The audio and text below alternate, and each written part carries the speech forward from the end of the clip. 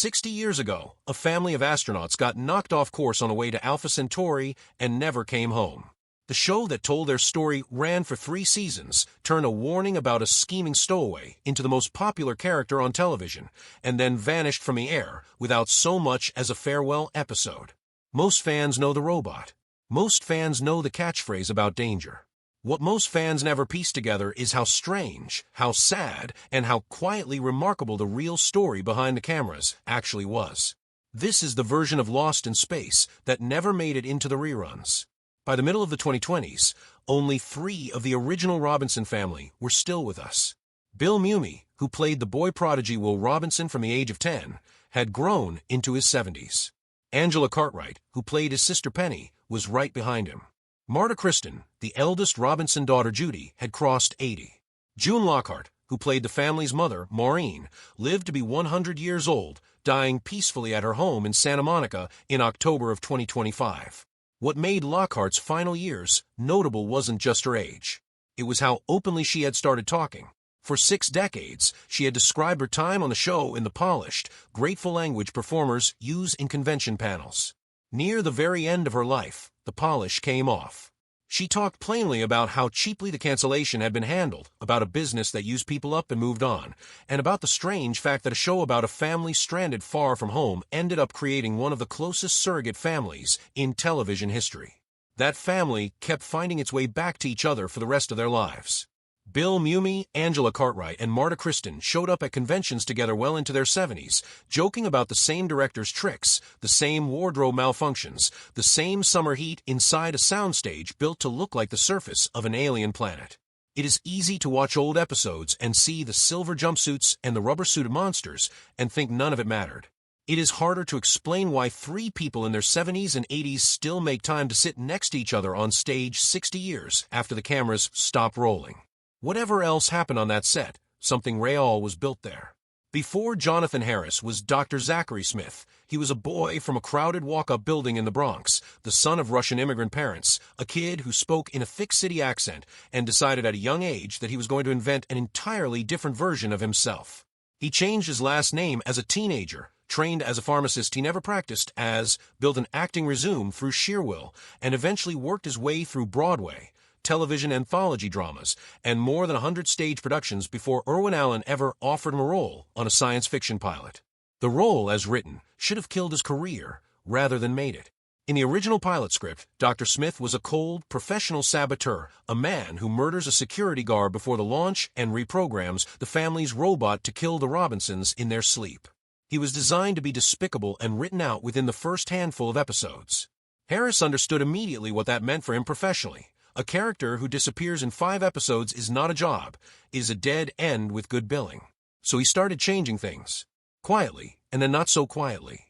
He arrived on set with pages he had rewritten overnight, softening Smith's menace into cowardice, turning murder plots into bumbling sabotage, and inventing an entire vocabulary of insults aimed at the family robot that never existed in any script, nicknames built on alliteration and absurdity that became, in time, the character's signature. Harris later explained his reasoning almost like a mathematician defending a proof. The robot suspected Smith of villainy, so Smith had to keep the robot off balance, and mockery was the safest weapon available to a coward. Whether or not that justification came before or after the fact, it worked. Fan mail for Dr. Smith began arriving by the hundreds every month, and Irwin Allen, who had built an entire show around a family of astronauts, found himself running a show that the audience wanted to watch for its villain. Harris negotiated a special guest star credit that appeared on every episode of the series, an arrangement that was unusual for network television at the time. It was, by any measure, one of the most successful backstage character rewrites in the history of episodic television. It also meant that somebody else's role had to shrink to make room for it. Guy Williams arrived on Lost in Space already famous. For years, playing the masked hero Zorro on Disney's television series had made him one of the most recognized faces in American homes, and the licensing revenue from that earlier role had been enormous. He was tall, classically trained in stage combat, and genuinely excited to play John Robinson, the family's commander, and the character the show was originally built around. It did not stay that way. Season by season, as Dr. Smith's antics expanded to fill more of each episode, Williams's own screen time contracted. By the third season, cast members later described him showing up to deliver a handful of lines and then stand quietly in the background of scenes that belonged to Harris, to Mumi, and to the robot.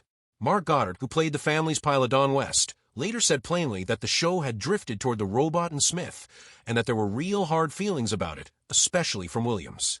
Williams filled the hours. He was no longer needed on set with classical records, astronomy books, chess, and watching his investments. He was, by all accounts, a restless and disciplined man handling an unglamorous kind of professional erasure with as much composure as he could manage. After the show ended, his career in American television did not recover the way he might have hoped. What he discovered instead was that Zorro had never stopped meaning something in Argentina, where the character remained a genuine cultural touchstone. He was welcomed there with an affection his home industry had stopped offering him, given a comfortable place to live, and treated for the final decades of his life like a man who still mattered. He died alone in his Buenos Aires apartment in 1989, discovered by police after friends reported that they hadn't heard from him. He had suffered a brain aneurysm roughly a week earlier. He was 65. It is a hard fact to sit with. A performer who had once anchored one of the most watched programs in the country spent his final days undiscovered in a nation that had loved him more than the one that made him famous ever did. Every kid who grew up watching Lost in Space in the 1960s loved the robot. It waved its accordion-folded arms, barked its warnings, and somehow felt warmer than a machine built out of metal and foam rubber had any right to feel. What almost nobody watching realized was that a real person was inside that costume for every scene, absorbing damage the production had quietly decided wasn't worth stopping the schedule to address. Bob May found his way into the role almost by accident, auditioning for an unrelated position at the studio before being sent to try on the robot suit instead. The audition, as it was later described, came down to a simple test of fit. If the costume worked on your body, you had the job. May came out of that first fitting bleeding from the metal edges inside the suit, and he took the role anyway. The costume weighed close to 200 pounds and trapped heat under studio lighting to the point where May compared the inside of it to a sauna. On at least 2 occasions across the show's run, he lost consciousness inside the suit from lack of air before crew members noticed something was wrong. He also smoked cigarettes on breaks without fully removing the costume, which led to a now well-known bit of set folklore. Irwin Allen supposedly panicked upon seeing smoke curling out of an apparently empty robot between takes, only to discover it was May enjoying a cigarette inside it. Allen reportedly decided afterward that whenever the script called for the robot to emit smoke on camera, May should simply provide it himself. Despite performing every movement that made the character beloved, May was never credited on screen during the show's original run, a fact that quietly cost him residual income for decades as the series grew into a global rerun phenomenon. In his later years, he became one of the most patient and generous figures on the science fiction convention circuit, known for staying at autograph tables until every last fan waiting in line had been seen. A man who had been made functionally invisible by the business that profited from his work spent his retirement making sure nobody in front of him ever felt that way. Before there was a robot, before there was a Dr. Smith, before a single rubber-suited alien walked in front of a camera, Irwin Allen shot a very different pilot. Filmed in late 1964 on what was, at the time, an unusually large budget for a television pilot, it told a straightforward survival story. A family of astronauts, all of them scientists, knocked off course by a meteor storm and forced to build a life on an unfamiliar planet using intelligence and cooperation rather than conflict. There was no saboteur. There was no comic villain. There was no robot. When Allen screened that version for network executives, the reaction wasn't dismissal, it was enthusiasm, followed immediately by notes. The pilot, they said, was too dry, too hardware-focused, too dependent on new external threats every week. What the show needed was a recurring antagonist the writers could return to again and again without inventing a new crisis from scratch each time. That note produced Dr. Smith. A second note asked for a mechanical character with more personality than the ship's computer. That produced a robot. Much of the original pilot's footage was later folded into the first handful of broadcast episodes, with the newly written characters explained as having simply stayed behind on the ship during those events, a solution that worked well enough that most viewers never noticed the seam. The show that resulted was not the show Irwin Allen had originally set out to make, but for its first 2 seasons it worked extraordinarily well by the only measure the network cared about. Ratings, though, have a way of hiding what people on set already know, and the version of the show that reached the air had been built by compromise from its very first frame. Lost in Space ran for 83 episodes across 3 seasons and never received an ending. The Robinsons were never rescued. They never reached Alpha Centauri. The final episode filmed left the family still stranded, with cast and crew genuinely expecting to return for a 4th season that would never happen.